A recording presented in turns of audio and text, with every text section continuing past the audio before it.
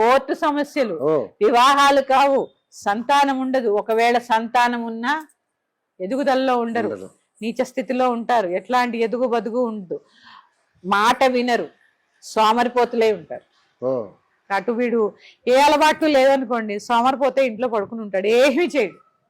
ఇవన్నీ కూడా ఎందుకంటే ఆ వంశానికి వృద్ధి జరగదు. అందుకని ఇవన్నీ కూడా పితృదోషం యొక్క పితృదోషం అనుభవించే వారి యొక్క లక్షణాలు.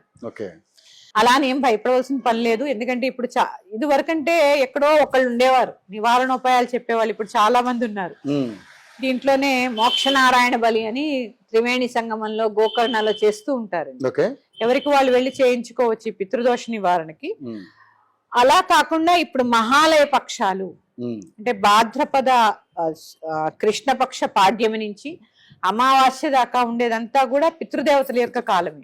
అంటే మనం ఏమనుకుంటామంటే పితృదేవతలు అంటే మన తల్లిదండ్రులే అనుకుంటాం, కాదు, పితృలోకమే ఉంది.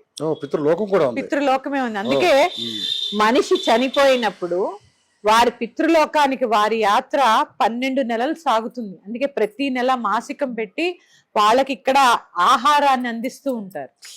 అందరూ అనుకుంటారు ఆహారం తీసుకుంటారా అని.